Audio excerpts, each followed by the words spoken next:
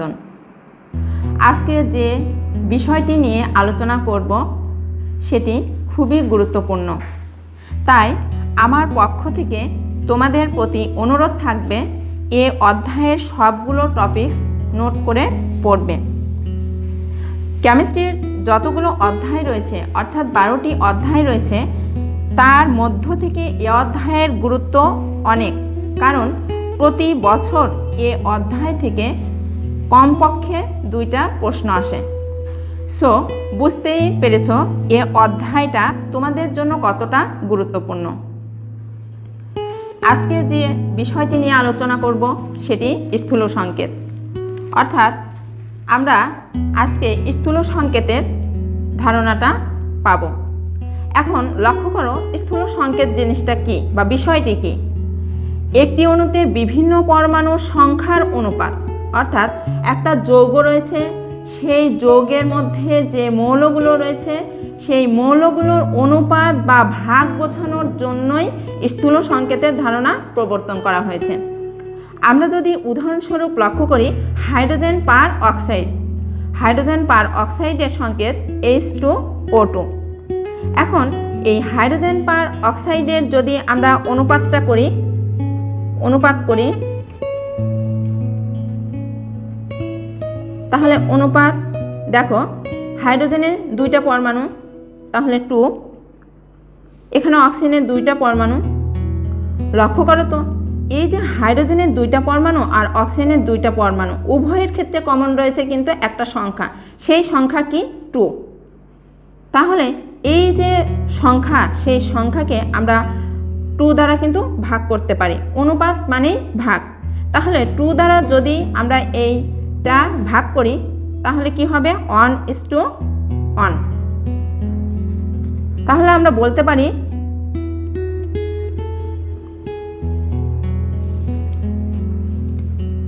Hydrogen পার oxide বা H2O2 এর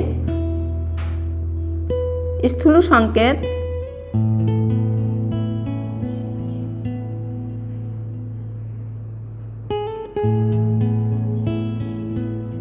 তাহলে হাইড্রোজেনের ক্ষেত্রে অনুপাতটা কত হবে 1, অক্সিজেনের ক্ষেত্রে হবে 1। তাহলে আমরা লিখতে পারি যে HO, অর্থাৎ এই 1 থাকলে 1 লেখার প্রয়োজন নেই। তাহলে আমরা বলতে পারি হাইড্রোজেন পার অক্সাইডের স্থূল সংকেত HO। এরপর আমরা আরেকটা উদাহরণ যদি লক্ষ্য করি যে প্রোপিন, এই প্রোপিনের আণবিক সংকেত C3H6। তাহলে আমরা এই অনুপাত আকারে যদি আমরা লিখি যে অনুপাত, তাহলে কার্বনের ক্ষেত্রে কয়টি পরমাণু রয়েছে 3টি পরমাণু, হাইড্রোজেনের ক্ষেত্রে 6টি পরমাণু। তাহলে লক্ষ্য করো এই 2টা সংখ্যার মধ্যে কমন যাবে বা ভাগ যাবে এমন সংখ্যা কোনটা রয়েছে। আমরা কিন্তু বুঝতেই পারছি যে এই যে 3, এই 3 কিন্তু 3 দিয়ে আমরা সেটাকে কমন নিব। তাহলে কমন যদি নিই তাহলে আমাদের কত হবে 1:2, অর্থাৎ প্রোপিন C3H6 এর স্থূল সংকেত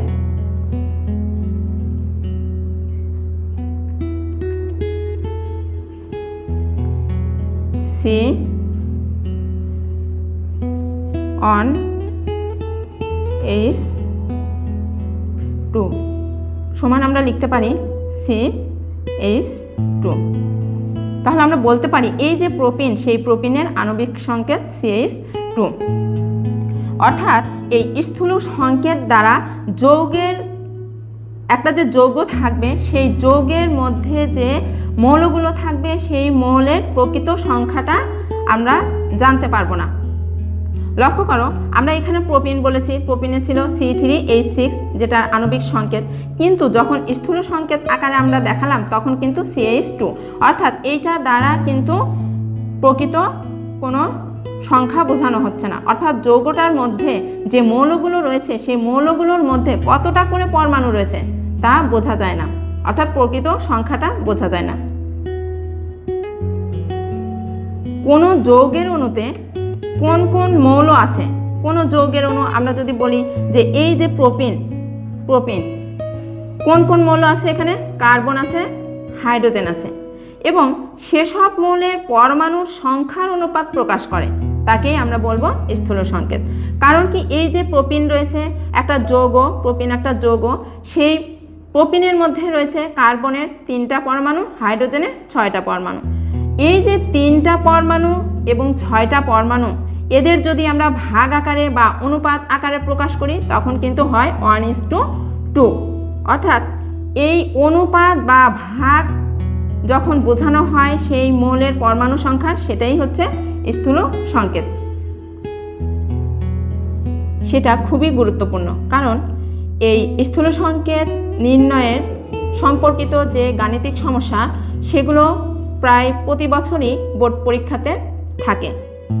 তাই এসো আমরা শতকরা সংযুতি থেকে কিভাবে স্থূল সংকেত নির্ণয় করতে হয় সেটা ভালোভাবে বোঝার চেষ্টা করব। প্রথমে বিভিন্ন মৌলের শতকরা পরিমাণগুলোকে যোগ করে দেখতে হবে ওই যোগফল 100 বা এর খুব কাছাকাছি কোনো সংখ্যা হয় কিনা। লক্ষ্য করো, আমি এখানে একটা যৌগ নিয়েছি, সেই যৌগের মৌলগুলোর শতকরা সংযুতি দেখেছে। এখন এই যে মৌলগুলো, হাইড্রোজেন 2.04%, সালফার 32.65% এবং অক্সিজেন 65.30%। এখন এই মৌলগুলোর যদি শতকরা পরিমাণ আমরা যোগ করি তাহলে দেখা যাবে যে 100 অথবা 100-র কাছাকাছি রয়েছে। এইগুলো যদি আমরা যোগ করি শতকরা পরিমাণ তাহলে হবে 99.99%। এখন এই যে 100 হয়নি, কারণ 100-র কাছাকাছি এইভাবে যদি থাকে তাহলে বুঝে নিতে হবে যে পরীক্ষাজনিত ত্রুটির মধ্যে সঠিক সংযুতিটা দেওয়া আছে, অর্থাৎ এর মধ্যে কোনো অক্সিজেন নেই। লক্ষ্য করো, আমি পরে বলেছি যে যদি যোগফল 100 অপেক্ষা উল্লেখযোগ্য পরিমাণে কম দেখা যায় তখন বুঝতে হবে অন্য কোনো মৌলের পরিমাণ সরাসরি উল্লেখ করা হয়নি। অর্থাৎ এই যে শতকরা পরিমাণটাকে আমরা যোগ করলাম, যোগ করার ফলে যদি দেখা যাচ্ছিল যে 100 থেকে অনেক কম থাকে তাহলে বুঝতে হবে সেই যৌগটিতে অন্য কোনো মৌল রয়েছে। এখন প্রশ্ন হতে তা খুঁজে বের করতে হবে। প্রশ্নে কোনো উল্লেখ না থাকলে অবশিষ্ট শতকরা পরিমাণ অক্সিজেন হবে। আমাদের এটা অবশ্যই মাথায় রাখতে হবে যে যদি দেখা যায় শতকরা পরিমাণ 100 হচ্ছে না এবং 100 থেকে অনেক কম, অর্থাৎ যদি দেখা যায় যে 50 বা 60, তখন আমাদের বুঝে নিতে হবে অন্য কোনো মৌল রয়েছে, সেই মৌলটি অবশ্যই অক্সিজেন।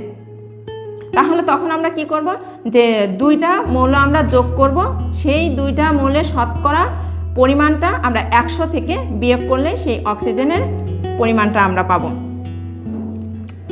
এরপর দেখো দ্বিতীয় ধাপে বলা হয়েছে যে প্রত্যেক মৌলের শতকরা পরিমাণকে নিজ নিজ পারমাণবিক ভর দিয়ে ভাগ করতে হবে। লক্ষ্য করো, আমি এখানে যে গাণিতিক সমস্যাটা দেখিয়েছি যে কোনো যৌগের মৌলগুলো শতকরা সংযুতি হাইড্রোজেন এত %, সালফার এত %, অক্সিজেন এত %। তাহলে এই 3টা মৌলের শতকরা পরিমাণ আমি যোগ করলাম, তাহলে 99.99%। এখন আমাদের কি করতে হবে, এই যে প্রত্যেকটা মৌলের শতকরা পরিমাণ রয়েছে সেই শতকরা পরিমাণকে নিজ নিজ পারমাণবিক ভর দ্বারা ভাগ করতে হবে। লক্ষ্য করো, এখানে হাইড্রোজেন ছিল, হাইড্রোজেন এই শতকরা সংযুতিটা ছিল 2.04 এবং আমরা জানি হাইড্রোজেনের পারমাণবিক ভর 1.008, অন লিখলে সমস্যা নেই। এরপর এটা দ্বারা আমরা ভাগ করব, তাহলে 2.04 হবে। এরপর এই যে সালফার 32.65 ডিভাইডেড, আমরা জানি যে সালফারের পারমাণবিক ভর 32.06, 32 দিলে হবে। তাহলে এই 32.65কে আমরা 32 দিয়ে ভাগ করব, তাহলে হবে 1.02। এরপর লক্ষ্য করো অক্সিজেনের শতকরা সংযুতি রয়েছে 65.30। এই যে অক্সিজেনের শতকরা সংযুতি, সেই শতকরা সংযুতিকে পারমাণবিক ভর, অক্সিজেনের পারমাণবিক ভর 16, সেই 16 দ্বারা ভাগ করলে 4.08 পাওয়া যাবে। তাহলে এই স্থূল সংকেত নির্ণয়ের আমরা দুইটা ধাপ দেখলাম। এরপর তৃতীয় ধাপ যেটা, সেটাতে বলা হয়েছে প্রাপ্ত ভাগফল সমূহের মধ্যে, অর্থাৎ এই যে আমরা ভাগ করলাম সেই ভাগফলগুলোর মধ্যে সবচেয়ে ক্ষুদ্রতম যে সংখ্যাটা রয়েছে সেই ক্ষুদ্রতম সংখ্যা দ্বারা প্রত্যেককে আবার ভাগ করতে হবে।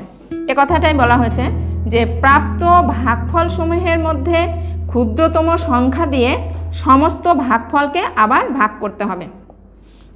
অর্থাৎ এই অঙ্কের ক্ষেত্রে যদি আমরা বলি তাহলে দেখা যাচ্ছে যে এই তিনটা যে ভাগফল রয়েছে সেই ভাগফলের মধ্যে ক্ষুদ্রতম সংখ্যা কোনটা? 1.02। এই 1.02 দ্বারা আবার প্রত্যেককে আমরা ভাগ করব।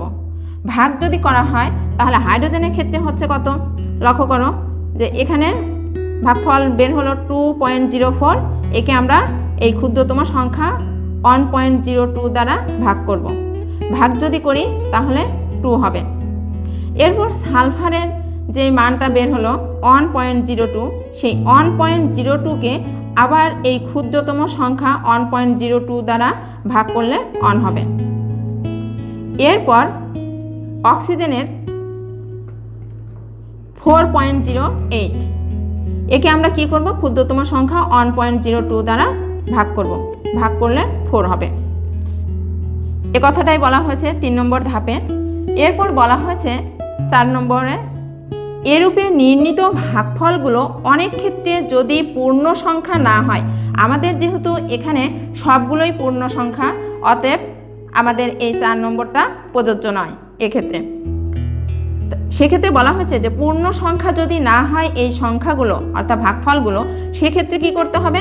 প্রাপ্ত ভাগফল সমূহকে এদের মধ্যে নিকটবর্তী পূর্ণ সংখ্যায় রূপান্তরিত করতে হবে। অর্থাৎ যদি দেখা যাচ্ছে 2.99 তাহলে সেটাকে আমরা 3 ধরে নিব। অথবা আমরা বলতে পারি যে ভাগফল সমূহের মধ্যে যদি 1.5 অথবা 2.5 অথবা 2.7 ইত্যাদি থাকে, তখন আমাদের কি করতে হবে?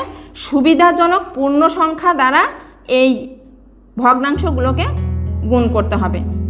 তখন এই পূর্ণ সংখ্যা দ্বারা যদি আমরা গুণন করি তবে সব ভাগফলকে তখন পূর্ণ সংখ্যায় রূপান্তরিত করা যাবে। এরপর বলা হয়েছে 5 নম্বর ধাপে যে প্রাপ্ত পূর্ণ সংখ্যাগুলোকে প্রতীকের ডান পাশে বসালে স্থূল সংকেত পাওয়া যায়। লক্ষ্য করো আমরা এখানে যে অঙ্কটা দেখিয়েছি সেটা হাইড্রোজেনের ক্ষেত্রে তাহলে 2 হলো, সালফারের ক্ষেত্রে 1, অক্সিজেনের ক্ষেত্রে 4। সুতরাং আমরা বলতে পারি যে যৌগটির স্থূল সংকেত তাহলে হাইড্রোজেনের ক্ষেত্রে কত? 2, সালফারের ক্ষেত্রে 1, অক্সিজেনের ক্ষেত্রে 4। তাহলে প্রতীকের কিন্তু আমরা ডান পাশে নিচে বসালাম। এরপর বলা হয়েছে মৌলগুলোর প্রতীকের নিচে ডান পাশে 1 থাকলে, অর্থাৎ এই যে প্রতীক সেই প্রতীকের নিচে যদি ডান পাশে 1 থাকে তাহলে সেটা লেখার প্রয়োজন নেই। লক্ষ্য করে এখানে H2, তারপর সালফারের 1 এ কারণে পরে কিন্তু যখন আমরা যৌগটির স্থূল সংকেত বের করছি তখন কিন্তু সালফারের নিচে যে 1 সেটা লিখতে হবে না, অর্থাৎ H2SO4। তাহলে আমরা বুঝলাম যৌগটি ছিল H2SO4 অর্থাৎ সালফিউরিক অ্যাসিড। গুরুত্বপূর্ণ, এটি এসএসসি পরীক্ষাতে আসে। তো এই যে অঙ্কটা রয়েছে এটি 2 ভাবে আসতে পারে। এখানে প্রথমটা লক্ষ্য করো, বলা হয়েছে কোনো যৌগের শতকরা সংযুতি হচ্ছে কার্বন 40%, হাইড্রোজেন 6.67% এবং বাকি অংশ অক্সিজেন রয়েছে। যৌগটির স্থূল সংকেত নির্ণয় করো। অথবা থাকতে পারে যে গ্লুকোজ অথবা ফ্রুক্টোজের শতকরা সংযুতি হচ্ছে কার্বন 40%, হাইড্রোজেন 6.67%। যৌগটির স্থূল সংকেত নির্ণয় করো। তাহলে এক্ষেত্রে কি হবে? প্রশ্ন 2 ধরনের হতে পারে, কিন্তু প্রশ্নের যে উত্তরটা সেই উত্তরটা একই ধরনের হবে। তাহলে লক্ষ্য করো তো এখানে বলা হয়েছে কার্বন 40% এবং হাইড্রোজেন 6.67%। তাহলে এই দুইটা যদি যোগ করো তাহলে দেখা যাবে কি 46.67%। তাহলে আমরা এই যে শতকরা সংযুতি থেকে স্থূল সংকেত নির্ণয়ের যে ধাপটা ইতোমধ্যে দেখে এসেছি, সেখানে কিন্তু ছিল যে যে যৌগটা থাকবে সেই যৌগের যে মৌলগুলোর শতকরা পরিমাণ থাকবে, সেই শতকরা পরিমাণের যোগফল অবশ্যই 100 হতে হবে। যদি 100 না হয় তাহলে বুঝে নিতে হবে যে এই যৌগে অন্য কোনো মৌল রয়েছে এবং সেই মৌলটা অক্সিজেন। তাহলে আমরা লিখতে পারি এক্ষেত্রে যৌগটিতে অক্সিজেনের পরিমাণ 100 বিয়োগ এই যে কার্বনের 40% এবং হাইড্রোজেনের 6.67%, এই দুইটা যোগ করে আমাদের 100 থেকে বিয়োগ দিতে হবে। তাহলেই আমরা অক্সিজেনের পরিমাণটা বা অক্সিজেনের সংযুতিটা আমরা পাবো। লক্ষ্য করো, তাহলে 100 থেকে যদি আমরা এই মানটা বিয়োগ করি তাহলে দেখা যাবে যে 53.33%। এর পরের ধাপ যেটি ছিল যে প্রত্যেক মৌলের শতকরা সংযুতিকে নিজ নিজ পারমাণবিক ভর দ্বারা ভাগ করতে হবে। অর্থাৎ এই যে কার্বন 40%, সেই 40কে আমাদের কি করতে হবে, কার্বনের যে পারমাণবিক ভর 12 সেই পারমাণবিক ভর দ্বারা ভাগ করলে 3.33 হবে। হাইড্রোজেনের শতকরা সংযুতি দেওয়া আছে 6.67%। এখন এই 6.67কে কি করতে হবে, তার পারমাণবিক ভর 1 দ্বারা ভাগ করলে 6.67 হবে এবং অক্সিজেনের বের হলো 53.33%, একে 16 দ্বারা ভাগ করলে 3.33% হবে। লক্ষ্য করো তো, এই যে তিনটা মৌলের যে শতকরা পরিমাণকে আমরা পারমাণবিক ভর দ্বারা ভাগ করলাম, ভাগ করার ফলে যে মানগুলো এসেছে সেই মানগুলোর মধ্যে ক্ষুদ্রতম সংখ্যা কোনটি? নিশ্চয়ই 3.33। এখন এই প্রাপ্ত ভাগফল সমূহকে তাদের মধ্যে যে ক্ষুদ্রতম সংখ্যা 3.33 সেইটা দ্বারা প্রত্যেককে ভাগ করতে হবে। তাহলে প্রত্যেককে যদি আমরা ভাগ করি তাহলে কত হবে? কার্বনের ছিল 3.33 এবং এই যে ক্ষুদ্রতম সংখ্যা, সেই ক্ষুদ্রতম সংখ্যা দ্বারা ভাগ করলে 1 হবে। এরপর হাইড্রোজেনের ক্ষেত্রে 6.67 এবং ক্ষুদ্রতম সংখ্যা 3.33 দ্বারা ভাগ করলে 2.003 হবে, যেটাকে আমরা পূর্ণ সংখ্যায় নিতে পারি 2। এরপর অক্সিজেনের ক্ষেত্রে ছিল 3.33 এবং এই যে ক্ষুদ্রতম সংখ্যা 3.33, এটাকে ভাগ করলে 1 হবে। এরপর কি করতে হবে, পরের ধাপটি যে যৌগটির স্থূল সংকেত, অর্থাৎ আমরা এই যে সংখ্যাগুলো হলো সেই সংখ্যাগুলো আমরা প্রতীকের ডান পাশে নিচে বসাবো। তাহলে কার্বনের ক্ষেত্রে কত? কার্বনের ক্ষেত্রে 1, হাইড্রোজেনের ক্ষেত্রে 2, অক্সিজেনের ক্ষেত্রে 1। এরপর আমাদের যে স্থূল সংকেত নির্ণয়ের ধাপগুলো সর্বশেষটা ছিল, সেটাতে বলা হয়েছিল যদি 1 থাকে তাহলে 1 লেখার প্রয়োজন নেই। তাই আমরা কার্বনের নিচে যে 1 সেটা লেখার প্রয়োজন পড়ে নাই, তাহলে C, তারপর H2O। সুতরাং আমরা বলতে পারি যৌগটির স্থূল সংকেত CH2। আশা করি তোমরা বুঝতে পেরেছ। আজ এখানেই শেষ করছি। আসো মানুষের প্রতি